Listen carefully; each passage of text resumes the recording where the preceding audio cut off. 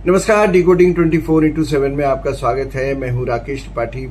आज आपको बताएंगे पंजाब के बाढ़ में डूबने की असली वजह। ऐसा इसलिए कि बाढ़ के बाद तहस नहस हुए पंजाब की हालत पर अब राजनीति होने लगी है। पंजाब सरकार सब कुछ केंद्र सरकार के मत्थे मढ़ दे रही है, जबकि सच्चाई कुछ और है। सच्चाई कुछ और है जो आपके लिए जानना जरूरी है।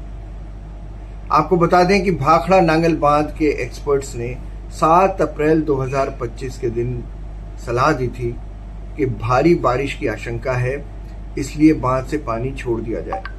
7 अप्रैल यानी आज से 3 महीने पहले, 4 महीने पहले करीब ये सलाह दी थी कि अगर भारी बारिश की आशंका है और इसलिए बांध से पानी छोड़ दिया जाए, वरना बहुत दिक्कत होगी। ये सलाह भारी बारिश के अलर्ट को लेकर दी गई थी, लेकिन पंजाब सरकार ने ये सलाह नहीं मानी।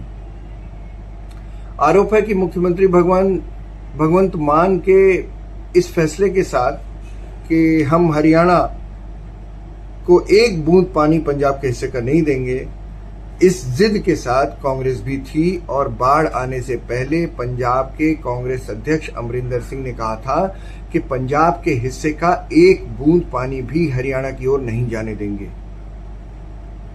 अब जरा देखिए, आप बाढ़ की आशंका 4 महीने पहले बता दिया गया था कि बांध से पानी छोड़ना जरूरी है, लेकिन आपने कहा हम तो अपने हिस्से का एक भी बूंद पानी हरियाणा की ओर नहीं जाने देंगे। तो क्या हुआ? नतीजा आपके सामने। आप सरकार भी यही कह रही थी, आम आदमी पार्टी की सरकार जो पंजाब में है, कि क्योंकि हरियाणा में बीजेपी की सरकार है तो हम उधर पानी नहीं देंगे। और पानी को लेकर वैसे भी पंजाब और हरियाणा का झगड़ा तो है ही, आपको पता है। तो कैसे दे दें पानी हम हरियाणा को? बेशक हम डूब जाएं, लेकिन पानी को हरियाणा की ओर नहीं जाने देंगे। ये है सोच आम आदमी पार्टी की, पंजाब सरकार की। तो ये सिर्फ पंजाब सरकार का मिसमैनेजमेंट और उनके गलत फैसलों की वजह से हुआ है। पंजाब के किसानों को जो बाढ़ के हालात झेलने पड़ रहे हैं, वो सिर्फ और सिर्फ उनकी सरकार की वजह से। बहरहाल ये भी जान लीजिए कि एग्रीकल्चर मिनिस्टर शिवराज सिंह चौहान, केंद्र के जो कृषि मंत्री हैं, उन्होंने हाल ही में पंजाब का दौरा किया है और एक रिपोर्ट सरकार को दी है। मैं आपको बता रहा हूं, मेरे सूत्र बताते हैं कि उस पूरी रिपोर्ट में पंजाब सरकार की जो कृषि नीतियां हैं, जो भी खामियां हैं उनकी पॉलिसीज की, सबका जिक्र है। और खुलासा होते ही फिर से आपको खबर करूंगा।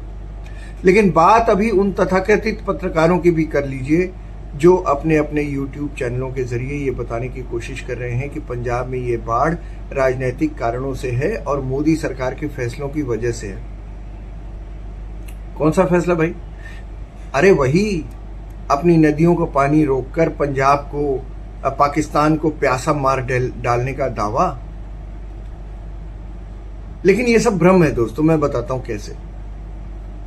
बांध बनाए जाने का पर्पस क्या होता है? नदियों के प्रवाह को कंट्रोल करना, एक जगह पानी को इकट्ठा कर लेना और जरूरत के हिसाब से धीरे धीरे छोड़ना। कोई भी बांध हमेशा खाली नहीं होता, पानी उसमें हमेशा रहता है। खासतौर पर बरसात में तो खूब रहता है। हर बरसात में हर बांध में पानी भरता है। इस बार बरसात ज्यादा हुई तो सारे के सारे बांध लबालब भर गए। बरसात फिर भी नहीं रुकी, होती रही। इस वजह से सारे बांधों में पानी जब लबालब भर गया तो फैसला करना पड़ा। अब बताइए, अगर इन बांधों में से पानी नहीं छोड़ा जाएगा तो बांध टूटेगा या नहीं? और टूट जाएगा तो भी तथाकथित पत्रकार तो यही कहेंगे कि ये तो केंद्र सरकार के वाटर मैनेजमेंट का फेल्योर है। तो पंजाब और हिमाचल के बॉर्डर पर बने सारे बांधों से पानी थोड़ा थोड़ा खोलना पड़ा। खोलना जरूरी था, क्योंकि अगर नहीं खोलते तो पानी फिर बांध का क्या करता है आपको पता है? फिर क्या जो तबाही होती, तो फिर वही सब फिर मोदी के मत्थे फिर से आता। तो भाखड़ा व्यास प्रबंधन बोर्ड जो है, BBMB जिसे कहते हैं, उसने 4 सितंबर को यानी 3 दिन पहले भाखड़ा बांध से पंजाब में और पानी छोड़ा, क्योंकि बांध का जलस्तर 1678.97 फीट तक पहुंच गया था। जो इसकी अधिकतम सीमा जो है 1680 फीट होती है, उससे 1 फीट करीब कम रह गया। जब 1 फीट कम रह गया तो पानी छोड़ना पड़ा। ये फैसला भी सुबह 95,435 क्यूसेक पानी के भारी प्रवाह के बाद लिया गया। मतलब इतना पानी छोड़ दिया गया, उसके बाद ये फैसला लिया गया कि भैया छोड़ना है। अभी भी लेवल 1 फुट ही बस नीचे है, तो इसे छोड़ना है। इसकी वजह से अधिकारियों को पानी की निकासी जो है 75,000 क्यूसेक से बढ़ाकर 85,000 क्यूसेक करनी पड़ी। अब भाई करनी पड़ी क्योंकि पानी तो लबालब बांधों में भरा हुआ है। इसमें से लगभग 70,000 क्यूसेक पानी सतलज नदी में गया, जबकि बाकी पानी को नांगल और आनंदपुर साहिब जल विद्युत नहरों की ओर मोड़ दिया गया। एक और बांध है पौंग बांध। पौंग बांध पहले ही अपने सुरक्षा स्तर से ऊपर था। 1390 फीट है सुरक्षा का लेवल, सिक्योरिटी लेवल 1390 फीट है कि भाई इसके ऊपर हो जाए तो खतरा है। वो ऑलरेडी 1394.51 था, 1394.51 फीट तक पहुंच गया था। उसे भी छोड़ना पड़ा, वरना बांध को खतरा था, पौंग बांध टूट जाता। तो ये कहना कि पंजाब में बाढ़ मोदी सरकार के उस फैसले से आई जिसके तहत ये कहा गया था कि हम अपने बांधों से पानी रोककर पाकिस्तान को प्यासा मार देंगे, गलत नैरेटिव है।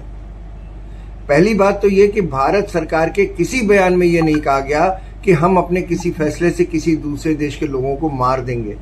ये भाषा हमारे डिप्लोमेसी की है ही नहीं, हमारी या किसी भी डिप्लोमेसी की नहीं है कि किसी पड़ोसी की के लोगों, पड़ोस के देशों के लोगों को, पड़ोस के देश के लोगों को हम मार देंगे। ये किसी डिप्लोमेसी की भाषा नहीं है, डिप्लोमेटिक लैंग्वेज ये होती ही नहीं, हमारी भी नहीं है। हमारे पड़ोस में जो देश है उसकी हो सकती है, हमारी तो नहीं है। तो ये न तो डिप्लोमेटिक भाषा है और न ही हमारी ओर से कभी भी इस तरह का कोई ऐलान हुआ। हमारी ओर से जो कहा गया था वो बस ये कि सिंधु जल समझौता हम रद्द करते हैं क्योंकि ये जल समझौता हमारे हक में नहीं है, बस। लेकिन बात यह है कि इस तरह के सो कॉल्ड जर्नलिस्ट इस मौके की तलाश में रहते हैं कि कैसे मोदी के काम में कोई नुक्स निकाला जाए।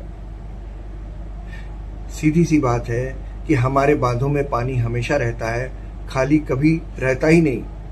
तो जब भारी रिकॉर्ड तोड़ बारिश हुई तो पहले से जमा पानी में ही और पानी इकट्ठा हुआ और बांध को खतरा हुआ तो धीरे धीरे पानी तो छोड़ना ही था, वरना एक बार अगर बांध टूट जाता तो कितनी प्रलय होती इसका अंदाजा नहीं लगाया जा सकता। और आपको बताया मैंने कि अप्रैल में ही कहा जा रहा था कि पानी हम छोड़ेंगे, छोड़ना चाहिए, और पंजाब सरकार ने कहा नहीं, एक बूंद पानी हम नहीं देने देंगे हरियाणा को, क्योंकि वहां से छूटता तो ज्यादातर पानी हरियाणा की ओर आता है, फिर दिल्ली की ओर आता है, हम देने नहीं देंगे। और कांग्रेस ने भी, पंजाब कांग्रेस ने भी उसकी हां में हां मिलाया। जहां तक इस पानी के छोड़े जाने से पाकिस्तान में हुई तबाही की बात है, सो कॉल्ड जर्नलिस्ट, हमारे भारत के यूट्यूबर्स बहुत चिंतित हैं।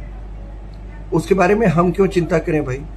हमें अपने इलाके में क्या बचाव और राहत के काम करने हैं, हम ये सोचें। बाकी पाकिस्तान के लिए छोड़ दो ना, वो भी तो कुछ करेगा, अपने देश के लिए तो करेगा ना।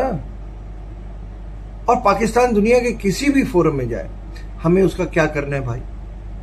वहां जवाब देने के लिए हमारे विदेश विभाग की टीमें लगी हैं, उनका काम यही है, वो करेंगे। हमें तो ये देखना है कि पंजाब के जो गांव इससे प्रभावित हैं उन्हें राहत कैसे मिले। तो ये तो हुई बांध से पानी छोड़े जाने को लेकर जबरदस्ती की जा रही राजनीति की बात, जो सो कॉल्ड पत्रकार कर रहे हैं। कुछ हैं पत्रकार, सबको नहीं कह रहा हूं मैं, लेकिन कुछ हैं जिनकी एंटी मोदी धारा हमेशा बनी रहे, इसलिए क्योंकि वो भी बने रहे, उनकी भी तो दुकान चलनी। अब जान लेते हैं बाढ़ के बाद राहत की बात। बहुत ताज्जुब की बात है कि पंजाब में 2016 से प्रधानमंत्री किसान बीमा योजना लागू नहीं है। बड़े हैरत की बात है। उस वक्त शिरोमणि अकाली दल ने नहीं की लागू, उसके बाद कांग्रेस सरकार आई, उसने नहीं की लागू, अब आम आदमी पार्टी की सरकार है, उसने भी नहीं की लागू। अब इतना नुकसान होने पर पंजाब सरकार अब कह रही है कि वो अब विचार कर रहे हैं बीमा लेने के लिए। अब तक क्यों नहीं लिया था भाई? क्योंकि उसका श्रेय मोदी सरकार को चला जाता। बहुत ही गिरी हुई सोच है। अब तक पंजाब सरकार ये कहकर योजना से दूरी बनाती रही है कि इससे सरकारी खजाने पर भारी वित्तीय बोझ पड़ेगा। वित्तीय बोझ क्या होता है? जब तुम आए थे सरकार में तो तुमने ऐलान किया था कि पंजाब की हर महिला को 1,000 रुपए पर मंथ देंगे, और उसके बाद दौरा किया था दिल्ली का। भगवंत मान ने मोदी से मिले थे, बोले कि हमें पैसे दे दो, हम तुम्हें पैसे दे दें जिससे कि तुम अपनी चुनावी योजनाएं, बेवकूफी वाली योजनाएं जो हैं वो तुम लागू करो, रेवड़ियां बांटो। क्यों किया था ऐसा ऐलान जब तुम्हें पता था पंजाब के पास पैसा नहीं है? 3 लाख करोड़ का बोझ है, पहले से उधार है। क्यों किया आपने?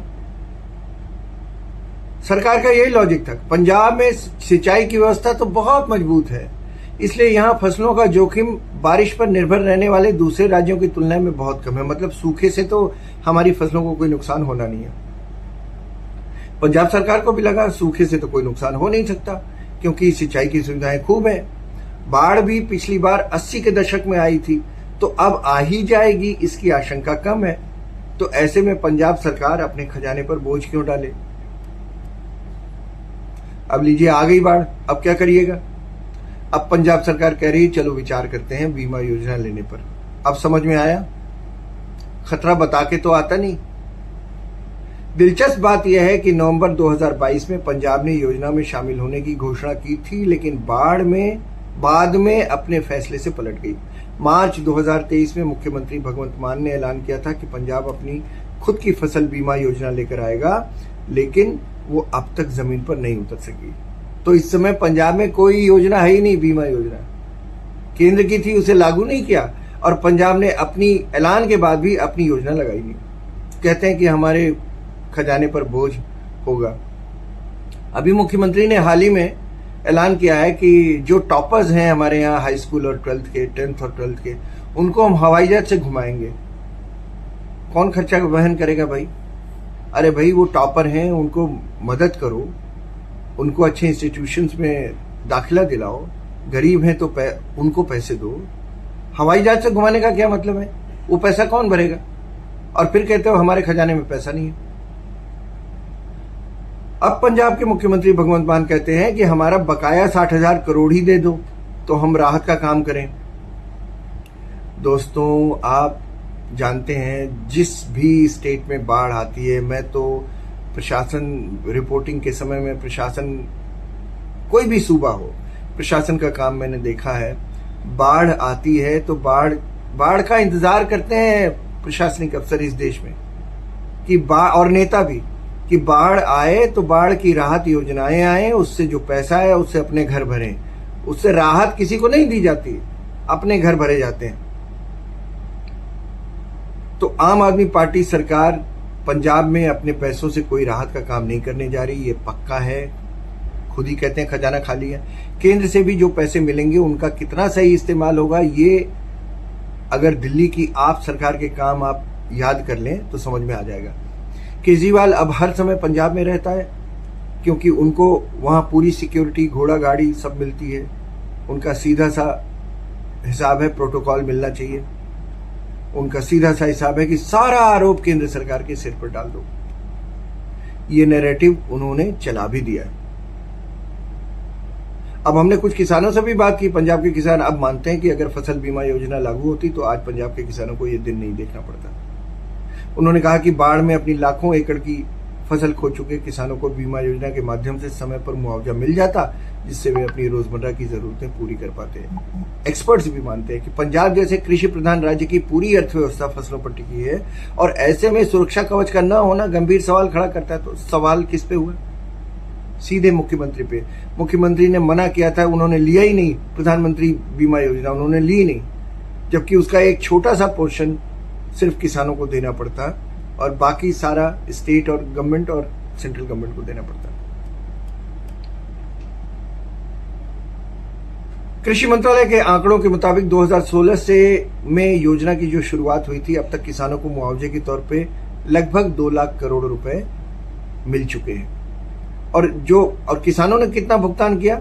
कुल करीब 35,08,064 करोड़ रुपए, यानी किसानों ने जो दिया उसका लगभग 5 गुना उन्हें मिला है। एक आंकड़ा है कृषि मंत्रालय का।